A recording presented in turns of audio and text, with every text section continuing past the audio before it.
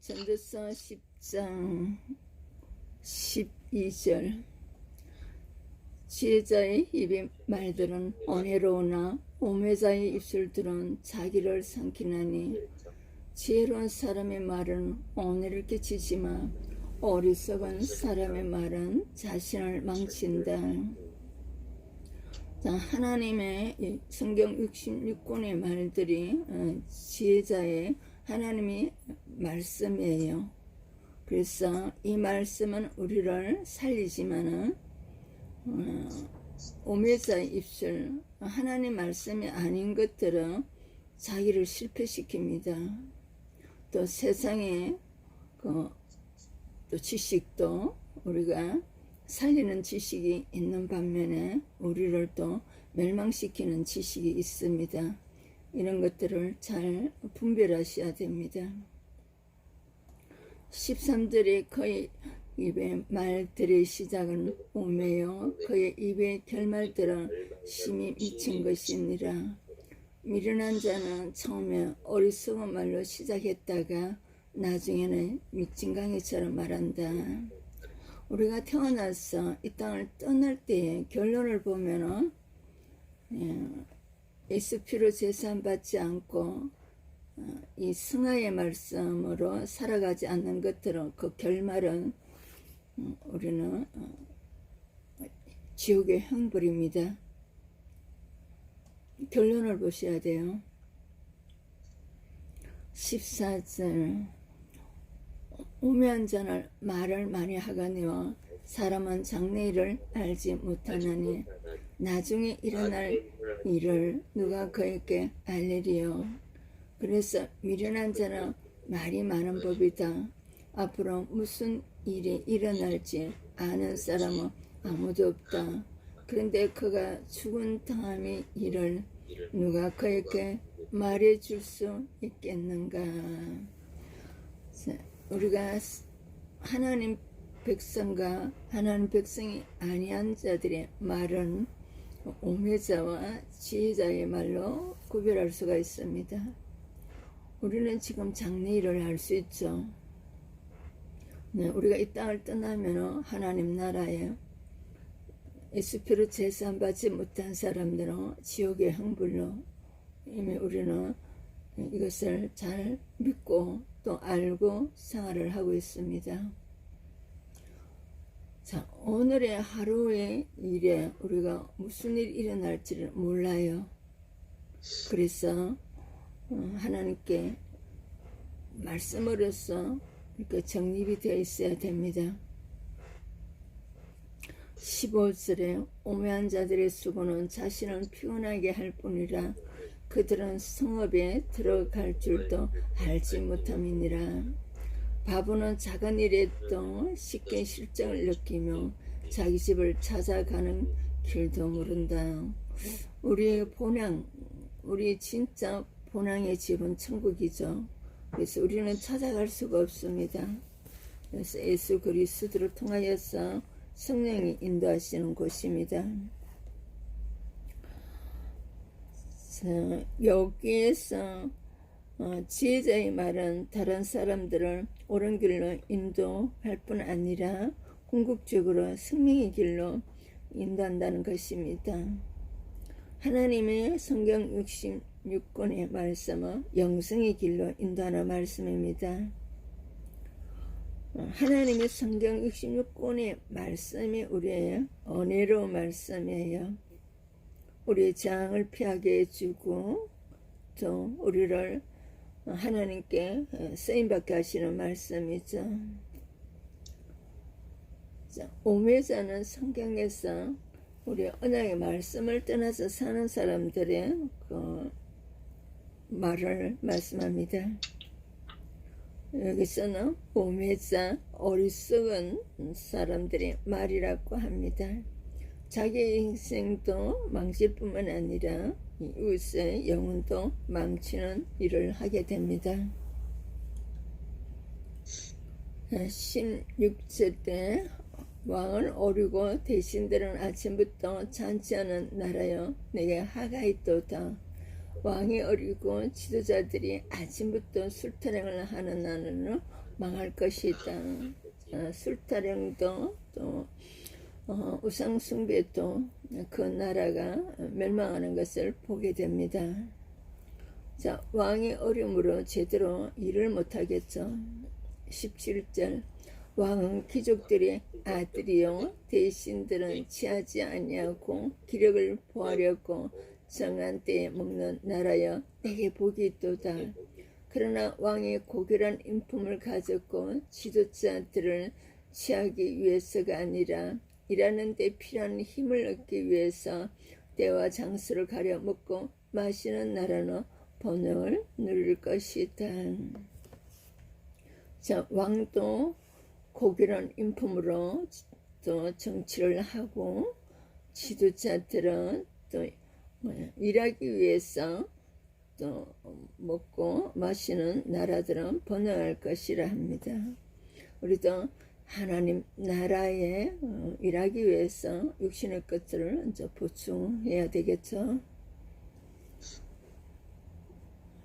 자, 국가가 망하는 원인을 통치자들의 지혜와 성실의 부재에서 찾습니다. 왕은 왕으로 갖춰야 할 지혜, 바르고 성숙한 분별력을 얻고자 노력해야 함에도 자기 본분을 망각한 채 어리석은 행동을 해서는 아니 됩니다. 대신들 또한 자신들의 권세를 악용할 뿐 그 직분을 불성실하게 감당함으로 나라를 멸망에 빠지게 해서는 아니 됩니다. 어리석음을 고집하고 미성숙하게 행동하여 불성실한 자세로 사명을 감당한다면 반드시 패망하고 만다는 것을 기억해야 됩니다. 나에게 맡겨주신 본분을 성실함으로 감당해야 됩니다. 1절에 게으른 자 숟가락가 내려앉고 손을 놓은 자 집이 새느니라. 게으르면 숟가락가 썩어져 내려앉고 손을 놀리지 않고 가만히 있으면 집에 물이 새는 법이다. 자, 게으름은 여러분들이 경지를 취할 수가 없어요. 그래서 무슨 일이든지 해야 돼요. 영적인 일에 쓰임받도록 하시든지 어쨌든 간에 육신의 일을 우리는 하도록 되어 있습니다. 19절 잔치는 희락을 위하여 베푸는 것이요 포도주는 생명을 기쁘게 하는 것이니 돈은 범사에 이용되느니라.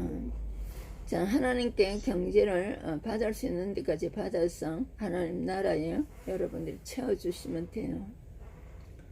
잔치는 즐기기 위한 것이며 포도주는 흥을 돋구기 위한 것이시며 돈은 모든 것을 해결해 준다. 그러니까 우리가 하나님 자녀들이 경제를 받아서 영혼 구원사에게 이 선한 일에 100% 쓰임 받으시면 되는 거예요. 신중이라도 왕을 저주하지 말며 침실에서라도 부사를 저주하지 말라. 공중에서가 그 소리를 전하고 날짐승의 거의를 전파할 것이니라. 마음으로 왕을 저주하지 말며 엄밀한 침실에서도 부자를 저주하지 말아라. 나말은 새가 듣고 반말은 쥐가 듣는다. 솔로몬 당시 집들은 대부분 흙으로 만들어졌기에 시간이 지나면 벽이 갈라지거나 지붕에서 물이 새는 경우가 많았습니다. 그래서 집주인이 조금이라도 게으르거나 나태하여 집을 돌보지 않으면 금방 집이 기둥과 지붕에 내려앉고 비가 오며 물이 서면토록 집에서 살 수 없는 형국이 되고 말았습니다. 이처럼 자기 직무는 감당하지 않고 방탕한 삶을 사는 자는 언제든지 무너질 수밖에 없습니다. 돈과 세상 즐거움이 아닌 말씀으로 나 자신이 있어야 할 자리를 날마다 점검하며 가는 것이 형통한 삶의 축복을 누리게 될 비결입니다. 내 직무를 감당하지 않고 게으름을 피우고 있는 것이 있으면 직무를 부지런함으로 감당해야 될 것입니다. 오늘 하루 지혜로운 자의 말을 함으로 다른 사람의 생명의 길로 인도할 수 있는 은혜를 주옵소서. 어리석음과 불성실함으로 패망하지 않고 말씀의 지혜로 성숙한 분별력을 갖게 하옵소서. 제게 허락하신 가정과 학교, 직장에서 직무를 잘 감당하게 도와주옵소서. 불하시던 어머니는 바람이 나서 어린 저를 두고 집을 나갔습니다. 저는 그런 어머니를 원망하면서도 아버지에게 착한 딸로 인정받고 싶은 마음에 진학도 포기하고 취직해 금리를 고스란히 아버지께 드렸습니다. 하지만 아버지는 어머니를 닮은 제게 가정 파탄의 책임을 물으며 저를 미워하셨습니다. 그 아버지를 피해 간 모임에서 남편을 만났고 남편은 이혼을 감행한 후 저와 재혼했습니다. 절대 엄마처럼 살지 않겠다고 행복한 결혼생활을 하겠다는 결심으로 무정한 저는 남편에게 무조건 내내하고 명종했습니다. 그러다 IMF 위안위기로 남편의 사업이 어려워지자 저희 부부는 이해타산을 따자 위장이혼을 했습니다. 몇 년 후 상황이 좋아졌지만 남편은 노타리 클럽과 동문회장 활동을 하며 술과 유흥에 빠져 집에서 나가 외도했습니다. 오늘 본문의 오면자처럼 저는 여러 해 동안 신앙을 병자해 남편의 바람을 멈추게 해달라며 요란하게 기도했지만 속으로는 남편을 무시하고 뒤에서 많은 말로 험담했습니다. 예수님을 믿는다면서 하나 되지 못하는 저희 부부의 모습이 수치스럽고 내 뜻대로 되지 않는 남편과 자녀들을 감정적으로 대했습니다. 남편과 자녀 우상에 집착하느라고 자신을 피곤하게 하며 맞는 말을 기분 나쁘게 하는 잔소리로 엮이는 가정에 일조했습니다. 결국 남편은 삶아서 부드러웠고 이에 더해 저의 암 수술도 6개월 동안 4번이나 수술을 받는 하가 저와 가정에 임했습니다. 그제야 저는 십자가의 길로 놓고 가는 교회 공동체 속에 말씀으로 양육을 받기 시작했습니다. 그리고 말씀으로 분별하지 못하고 육신과 결함으로 여러 고난을 자초한 것을 눈물로 회개했습니다.